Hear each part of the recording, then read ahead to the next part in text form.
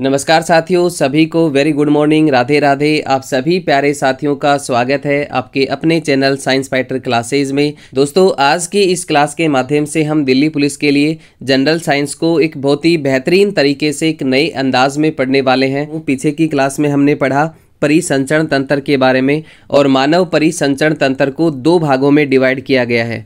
एक है आपका रक्त परिसंचरण तंत्र और दूसरा है दोस्तों लसिका परिसंचरण तंत्र। इसमें सबसे पहले हमने पढ़ा रक्त परिसंचरण तंत्र को, और रक्त परिसंचरण तंत्र में हमने पढ़ा कि रक्त परिसंचरण तंत्र को कितने भागों में डिवाइड किया गया है, 3 भागों में। और वो 3 भाग कौन कौन से हैं? एक है आपका रक्त, इसके अलावा एक है आपका हृदय और एक है आपका रक्त वाहिनियाँ। और रक्त वाहिनियाँ कितने प्रकार की होती हैं? 2 प्रकार की होती हैं, एक धमनी और एक शिराएं।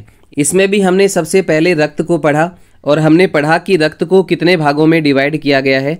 2 भागों में। एक होता है आपका प्लाज्मा और एक होता है रुधिराणु, जिसमें रुधिराणु जो है वो 3 प्रकार के होते हैं।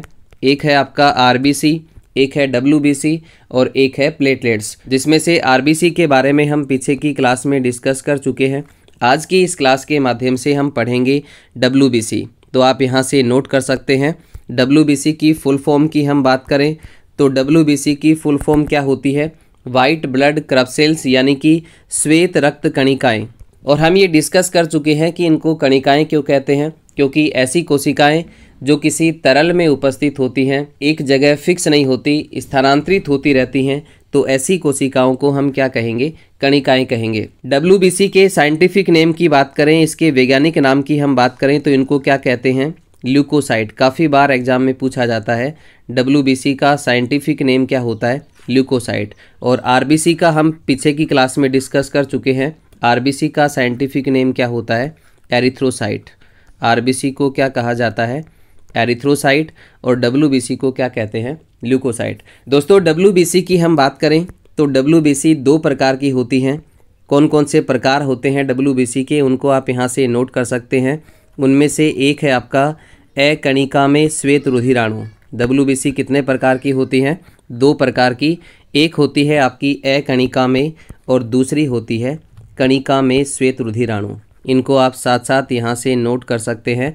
डब्ल्यूबीसी कितने प्रकार की होती है? 2 प्रकार की। एक आपकी अकणिका में और एक होती है कणिका में। अब देखिए, अकणिका में जो श्वेत रुधिराणु होते हैं उनको भी 2 भागों में डिवाइड किया गया है, और जो कणिका में होते हैं उनको कितने भागों में डिवाइड किया गया है? 3 भागों में। सबके बारे में हम विस्तार से चर्चा करने वाले हैं। सबसे पहले हम पढ़ेंगे अकणिका में श्वेत रुधिराणु। और अकणिका में श्वेत रुधिराणु जो है वो कितने प्रकार के होते हैं? 2 प्रकार के। एक होती है आपकी लिम्फोसाइट, आप साथ साथ नोट करते जाएं, और दूसरा होता है दोस्तों मोनोसाइट। सबसे पहले हम पढ़ रहे हैं अकणिका में श्वेत रुधिराणु, और ये कितने प्रकार के होते हैं? 2 प्रकार के। एक आपका लिम्फोसाइट और दूसरा होता है मोनोसाइट। लिम्फोसाइट की हम बात करें तो ये संपूर्ण डब्ल्यूबीसी का कितने प्रतिशत होता है? 20 से 25% भाग होता है। और याद रखें, लिम्फोसाइट जो है वो किस प्रकार की कोशिकाएं होती हैं? अभक्षक कोशिकाएं होती हैं। कैसी कोशिकाएं होती हैं? अभक्षक। इसके अलावा वेरी इंपॉर्टेंट, सबसे छोटे श्वेत रुधिराणु, सबसे छोटे श्वेत रुधिराणु जो है, सबसे छोटी जो डब्ल्यूबीसी है वो कौन सी है?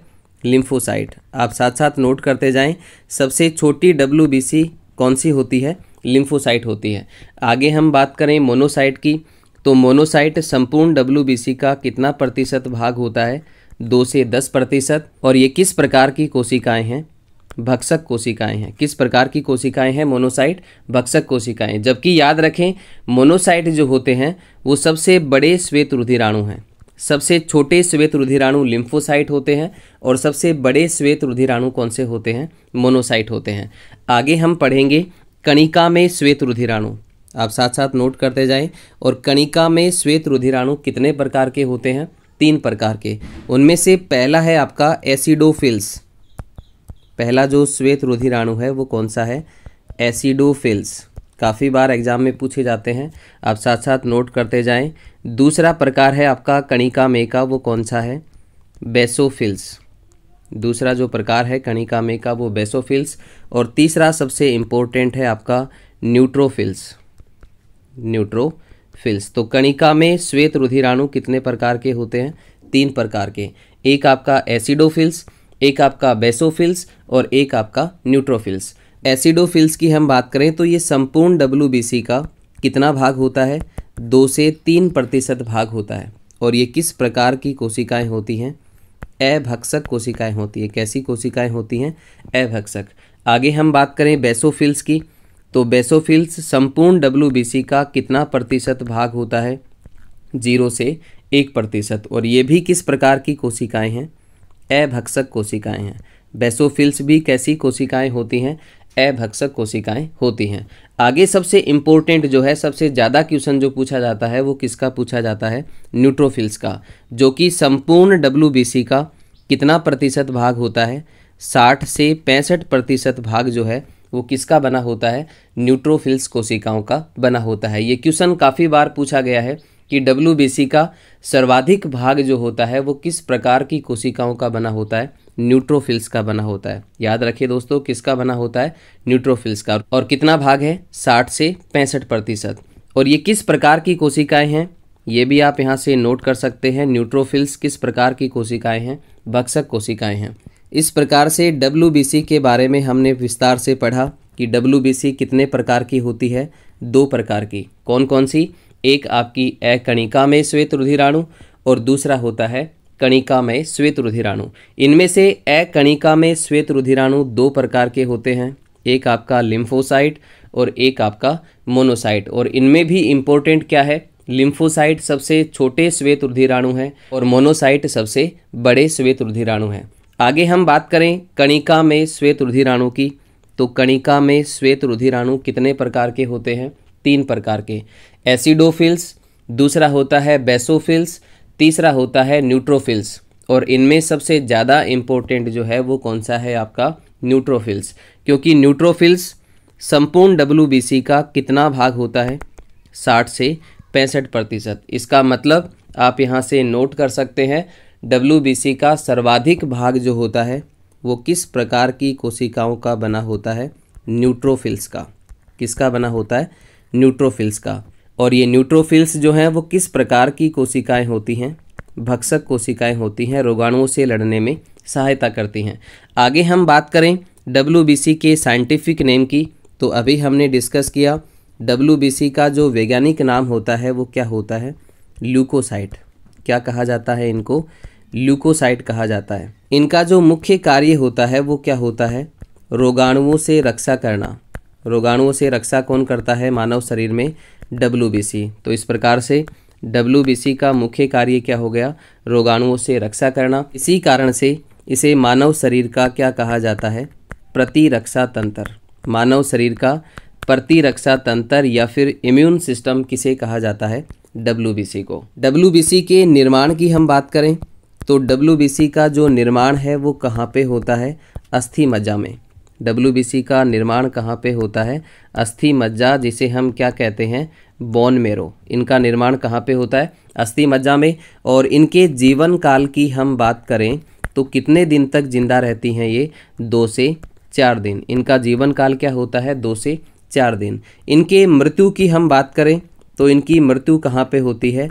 रक्त में। इनकी मृत्यु कहाँ पे होती है? रक्त में। तो याद रखें, इनका निर्माण अस्थि मज्जा में, इनका जीवन काल 2 से 4 दिन। इसके अलावा इनकी जो मृत्यु है वो कहाँ पे होती है? रक्त में ही हो जाती है। आगे हम बात करें WBC की संख्या की, तो 1 मिलीमीटर आयतन में कितनी WBC होती हैं? 6000 से 8000 WBC होती है। कितनी WBC होती हैं? 1 मिलीमीटर आयतन में। 1 मिलीमीटर आयतन में कितनी WBC पाई जाती हैं? 6000 से 8000। इस प्रकार से हम देखें तो मानव शरीर में RBC और WBC का जो अनुपात होता है वो क्या होता है?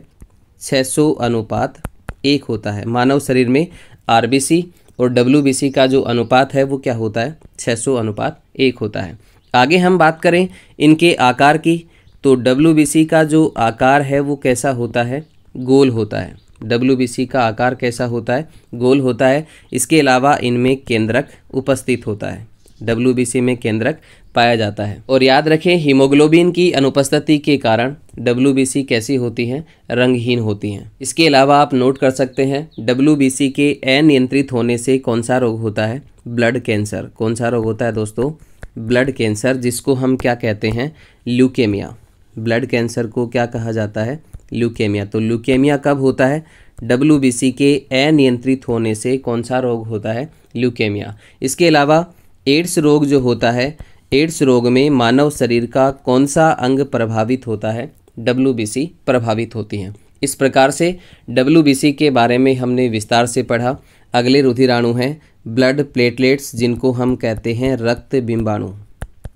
ब्लड प्लेटलेट्स को हम क्या कहेंगे, रक्त बिंबाणु। दोस्तों रक्त बिंबाणु की हम बात करें तो इनका जो साइंटिफिक नेम होता है वो क्या होता है, थ्रोम्बोसाइट। क्या कहा जाता है इनको, थ्रोम्बोसाइट। रक्त बिंबाणु को हम क्या कहेंगे, थ्रोम्बोसाइट। RBC को हम एरिथ्रोसाइट कहते हैं, WBC को हम ल्यूकोसाइट कहते हैं, रक्त बिंबाणु को हम क्या कहेंगे, थ्रोम्बोसाइट। इनके निर्माण की हम बात करें तो रक्त बिंबाणु का जो निर्माण होता है मानव शरीर के अंदर, वो कहाँ पे होता है, अस्थि मज्जा में। इनका निर्माण भी कहाँ पे होता है, अस्थि मज्जा में। तीनों प्रकार की जो रुधिर कोशिकाएं हैं उनका निर्माण कहाँ पे होता है, अस्थि मज्जा में। लेकिन रक्त बिंबाणु की जो मृत्यु है, इनकी जो मृत्यु है वो कहाँ पे होती है, यकृत में। ब्लड प्लेटलेट्स की मृत्यु कहाँ पे होती है, यकृत में। और इनके जीवन काल की हम बात करें तो इनका जीवन काल होता है 8 से 10 दिन। आप साथ साथ नोट कर सकते हैं, रक्त बिंबाणु का जो जीवन काल है वो कितना होता है, 8 से 10 दिन। आगे हम बात करें कि 1 मिलीमीटर आयतन में जो ब्लड प्लेटलेट्स होती हैं उनकी संख्या कितनी होती है। तो 1 मिलीमीटर आयतन में रक्त बिंबाणु की जो संख्या है वो कितनी होती है, 1.5 लाख से लेकर के 3.5 लाख, 1.5 लाख से 3.5 लाख संख्या होती है कितने मिलीमीटर आयतन में, 1 मिलीमीटर आयतन में। आगे हम बात करें इनके आकार की तो इनका आकार जो है वो कैसा होता है, गोल या फिर डिस्क के समान होता है। कैसा होता है, डिस्क के समान। दोस्तों रक्त बिंबाणु भी हीमोग्लोबिन की अनुपस्थिति के कारण कैसी होती हैं, रंगहीन होती हैं। कैसी होती हैं, रंगहीन, क्योंकि इनमें हीमोग्लोबिन क्या होता है, अनुपस्थित होता है। इसके अलावा आप नोट कर सकते हैं डेंगू रोग में शरीर का कौन सा अंग प्रभावित होता है, ब्लड प्लेटलेट्स या फिर रक्त बिंबाणु प्रभावित होते हैं। इस प्रकार से तीनों प्रकार की रक्त कोशिकाओं के बारे में हमने पढ़ा। आगे हम पढ़ेंगे रक्त के कार्य। तो आप यहाँ से नोट कर सकते हैं रक्त के कार्य क्या क्या होते हैं मानव शरीर में, उनको आप यहाँ से नोट कर सकते हैं। दोस्तों रक्त के कार्यों की हम बात करें तो अंतःस्रावी ग्रंथियों से जो हार्मोन स्रावित होता है, उस हार्मोन का जो परिवहन होता है मानव शरीर में वो किसके माध्यम से होता है, रक्त के माध्यम से। इसके अलावा रक्त का थक्का बनने में भी रक्त क्या करता है, सहायता करता है। इसके अलावा आप नोट कर सकते हैं शरीर के विभिन्न अंगों से गुर्दों तक अपशिष्ट पदार्थों का जो परिवहन है वो किसके माध्यम से होता है, रक्त के माध्यम से। इसके अलावा वेरी इंपॉर्टेंट, मानव शरीर में गैसों का जो परिवहन है जैसे कि ऑक्सीजन और कार्बन डाइऑक्साइड का जो परिवहन है वो किसके माध्यम से होता है, रक्त के माध्यम से होता है। इसके अलावा सबसे ज़्यादा इम्पोर्टेंट बात जो है वो कौन सी है कि मानव शरीर में ताप पर नियंत्रण किसका होता है, रक्त का होता है। इसके अलावा याद रखें मानव शरीर में तापमान पर कंट्रोल करने वाली जो ग्रंथि है वो कौन सी है, हाइपोथैलेमस। काफ़ी बार पूछा जाता है हाइपोथैलेमस, जो कि मानव शरीर में तापमान पर नियंत्रण रखती है, वो ग्रंथि कौन सी है, हाइपोथैलेमस। इसी कारण से हाइपोथैलेमस को क्या कहा जाता है, मानव शरीर का थर्मोस्टेट कहा जाता है या फिर ताप नियामक कहा जाता है। आगे हम पढ़ने वाले हैं रक्त वर्ग। रक्त वर्ग की खोज किसके द्वारा की गई, ये कितने प्रकार का होता है, संपूर्ण चर्चा हम यहाँ पे करेंगे। दोस्तों रक्त वर्ग की हम बात करें तो देखने में सभी जीवों का जो रक्त होता है वो एक समान होता है, लेकिन फिर भी उसमें भिन्नता होती है। तो भिन्नता का जो मुख्य कारण होता है रक्त में वो क्या होता है, RBC की सतह पर एक प्रोटीन पाई जाती है और उस प्रोटीन को हम कहते हैं ग्लाइकोजन। क्या कहते हैं, ग्लाइकोजन। तो रक्त में भिन्नता का मुख्य कारण क्या है, RBC की सतह पर पाई जाने वाली ग्लाइकोजन प्रोटीन, जिसे हम क्या कहते हैं, एंटीजन। क्या कहते हैं? एंटीजन। इसी ग्लाइकोजन प्रोटीन को क्या कहा जाता है? एंटीजन। और इस एंटीजन के आधार पे मानव के अंदर कितने प्रकार का रुधिर वर्ग है? 4 प्रकार का। रुधिर वर्ग की हम बात करें तो इसकी खोज जो है वो सबसे पहले किसके द्वारा की गई? कार्ल लैंडस्टीनर के द्वारा। आप साथ साथ नोट करते जाएं, रक्त वर्ग की खोज किसके द्वारा की जाती है? कार्ल लैंडस्टीनर के द्वारा। और मानव में कितने प्रकार का रक्त वर्ग होता है? 4 प्रकार का। उनको आप यहाँ से नोट कर सकते हैं। ए, इसके अलावा बी, इसके अलावा ए बी और इसके अलावा ओ ब्लड ग्रुप। सबसे पहले जो रक्त वर्ग खोजा गया वो है आपका ए, बी और ओ रक्त वर्ग। और इसकी खोज जो है वो किसके द्वारा की जाती है? कार्ल लैंडस्टीनर के द्वारा। और उसके बाद में खोजा गया आपका ए बी ब्लड ग्रुप। सबसे पहले कौन सा ब्लड ग्रुप खोजा जाता है? ए, बी और ओ ब्लड ग्रुप। उसके बाद ए बी ब्लड ग्रुप को खोजा गया। और ए बी ब्लड ग्रुप की जो खोज है वो किसके द्वारा की जाती है? डी कैस्टिलो के द्वारा। आप यहाँ से नोट कर सकते हैं, ए बी ब्लड ग्रुप की जो खोज है वो किसके द्वारा की जाती है? D Castillo. जबकि ए, बी और ओ रुधिर वर्ग की खोज किसके द्वारा की गई? कार्ल लैंडस्टीनर के द्वारा। तो दोस्तों हमने पढ़ा कि रक्त में भिन्नता का जो मुख्य कारण है वो क्या है? ग्लाइकोजन प्रोटीन, जिसे हम एंटीजन कहते हैं। और एंटीजन के आधार पर मानव में कितने प्रकार का रक्त होता है? 4 प्रकार का। कौन सा? ए प्रकार का, इसके अलावा बी प्रकार का, इसके अलावा ओ प्रकार का और एक है आपका ए बी प्रकार का। तो याद रखें दोस्तों, जिस व्यक्ति में जिस प्रकार का रुधिर वर्ग होता है उसमें वही एंटीजन होता है, जबकि एंटीबॉडी उसके विपरीत पाई जाती है। हम बात करें ए ब्लड ग्रुप की तो इसमें एंटीजन क्या होगा? एंटीजन होगा ए, जबकि एंटीबॉडी क्या होगी? Small B. आगे हम बात करें बी ब्लड ग्रुप की तो इसमें एंटीजन कौन सा होगा? बी होगा, लेकिन एंटीबॉडी क्या होगा? स्मॉल ए होगा। आगे हम बात करें ओ ब्लड ग्रुप की तो इसमें एंटीजन अनुपस्थित होते हैं, लेकिन एंटीबॉडी क्या होते हैं? ए और बी दोनों होते हैं। आगे हम बात करें ए बी ब्लड ग्रुप की तो इसमें एंटीजन ए और बी दोनों होते हैं, जबकि एंटीबॉडी इसमें क्या होते हैं? अनुपस्थित होते हैं। तो जिस व्यक्ति में जिस प्रकार का रुधिर वर्ग होता है उसमें वही एंटीजन होती है, लेकिन एंटीबॉडी उसके विपरीत पाई जाती है। जैसे जिसका ब्लड ग्रुप ए है तो उसमें एंटीजन क्या होगा? ए होगा, लेकिन एंटीबॉडी क्या होगी? स्मॉल बी होगी। और यदि किसी व्यक्ति का ब्लड ग्रुप बी प्रकार का है तो उसमें एंटीजन बी और एंटीबॉडी स्मॉल ए होगा। जिसका ब्लड ग्रुप ओ प्रकार का है तो उसमें दोनों एंटीजन अनुपस्थित होते हैं, लेकिन एंटीबॉडी ए और बी दोनों होते हैं। बात करें हम ए बी ब्लड ग्रुप की तो इसमें एंटीजन ए और बी दोनों होते हैं, जबकि एंटीबॉडी क्या होते हैं? अनुपस्थित होते हैं। ओ ब्लड ग्रुप में हमने देखा कि इसमें एंटीजन अनुपस्थित होते हैं, इसी कारण से इसको सर्वदाता रुधिर वर्ग कहा जाता है। क्या कहा जाता है? सर्वदाता रुधिर वर्ग। जबकि ए बी ब्लड ग्रुप को हम क्या कहेंगे? सर्वग्राही। तो याद रखें, सर्वदाता रुधिर वर्ग कौन सा है?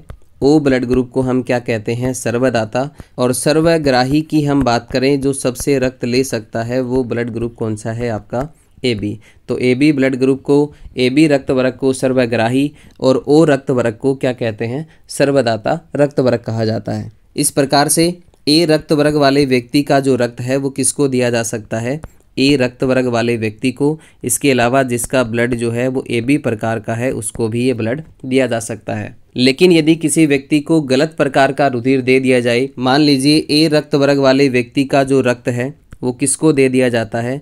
बी रक्त वर्ग वाले व्यक्ति को दे दिया जाता है, तो यहाँ पे बी रक्त वर्ग वाले व्यक्ति की मृत्यु हो जाती है। क्यों हो जाती है? क्योंकि यदि किसी व्यक्ति को हम गलत प्रकार का रक्त देते हैं तो उसकी आरबीसी जो है वो क्या होने लगती है? सिकुड़ने लगती हैं। तो याद रखें, आरबीसी के संकुचन के कारण उस व्यक्ति की क्या हो जाती है? मृत्यु हो जाती है। आगे हम पढ़ेंगे आरएच कारक की। तो देखिए आरएच फैक्टर क्या है? आरएच कारक किसे कहा जाता है? दोस्तों, जिस प्रकार से मानव रक्त में एंटीजन पाया जाता है, एक प्रोटीन पाई जाती है, उसी प्रकार से एक अन्य प्रकार की प्रोटीन आरबीसी की सतह पर पाई जाती है, जिसे हम क्या कहेंगे? आरएच कारक कहेंगे। और इस आरएच कारक की जो खोज है वो किसके द्वारा की जाती है? कार्ल लैंडस्टीनर और एक वैज्ञानिक और हैं जिनका नाम क्या है? विनर। स्टीनर और विनर के द्वारा रिसस नामक बंदर में आरएच कारक की खोज की गई और इसी के नाम पे इसका जो नाम है वो क्या पड़ा? RH कारक। अब देखिए, जिस व्यक्ति के रुधिर में ये प्रोटीन यदि प्रेजेंट होती है, पाई जाती है, तो उसका जो ब्लड है वो कैसा होता है, RH पॉजिटिव। और जिस व्यक्ति के रुधिर में ये प्रोटीन अनुपस्थित होती है, उसका जो रक्त है वो कैसा होता है, RH नेगेटिव होता है। तो याद रखिए, RH पॉजिटिव व्यक्ति जो है वो केवल किसको रक्त दे सकता है, RH पॉजिटिव वाले को। लेकिन RH नेगेटिव वाला जो व्यक्ति है वो RH पॉजिटिव को भी ब्लड दे सकता है और RH नेगेटिव को भी अपना रक्त दे सकता है। इस प्रकार से RH पॉजिटिव केवल RH पॉजिटिव को ब्लड दे सकता है, RH नेगेटिव RH पॉजिटिव और RH नेगेटिव दोनों को रक्त दे सकता है। तो याद रखें, अभी हमने पढ़ा कि ओ रक्त वर्ग को हम क्या कहते हैं, सर्वदाता कहते हैं। क्या कहते हैं, सर्वदाता। अब हम बात करें पॉजिटिव और नेगेटिव की, तो देखिए पॉजिटिव वाला केवल और केवल किसको ब्लड दे सकता है, पॉजिटिव वाले को दे सकता है। तो यहाँ पे सर्वदाता या आपातकालीन रुधिर वर्ग जो है वो कौन सा होता है दोस्तों, ओ नेगेटिव होता है। मान लीजिए किसी व्यक्ति को तुरंत रक्त की आवश्यकता है, उसका ब्लड ग्रुप चेक नहीं किया गया है, तो उसको तुरंत कौन सा रक्त देना चाहिए, ओ नेगेटिव देना चाहिए, क्योंकि ओ नेगेटिव को ही हम क्या कहते हैं, सर्वदाता रक्त वर्ग कहते हैं। क्या कहते हैं,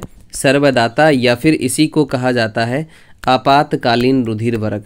क्या कहा जाता है, आपातकालीन रुधिर वर्ग। तो आपातकालीन रुधिर वर्ग जो है वो कौन सा है, ओ नेगेटिव है, ना कि ओ पॉजिटिव है। यदि पॉजिटिव वाले का रक्त नेगेटिव वाले को दे दिया जाए तो आरबीसी संकुचन के कारण नेगेटिव वाले व्यक्ति की मृत्यु हो जाती है। आगे हम बात करें गर्भावस्था के दौरान RH असंगति की, तो याद रखें गर्भावस्था के दौरान RH असंगति के कारण होने वाला जो रोग है वो कौन सा है, एरिथ्रोब्लास्टोसिस फिटेलिस। और इस रोग से बचाव के लिए प्रथम प्रसव के 24 घंटे के अंतराल में anti-RH प्रतिरक्षी का टीका लगाया जाता है, जिसको क्या कहा जाता है, रोहगम कहते हैं। क्या कहते हैं इसको, रोहगम। इस प्रकार से रक्त के बारे में हमने विस्तार से पढ़ा। नेक्स्ट क्लास में हम इनसे संबंधित विगत परीक्षाओं में जो क्वेश्चंस पूछे गए हैं उन क्वेश्चंस के बारे में विस्तार से चर्चा करेंगे। तो आज के लिए दोस्तों इतना ही, मिलते हैं नेक्स्ट वीडियो में। तब तक के लिए सभी साथियों का बहुत बहुत धन्यवाद। जय हिंद, जय भारत।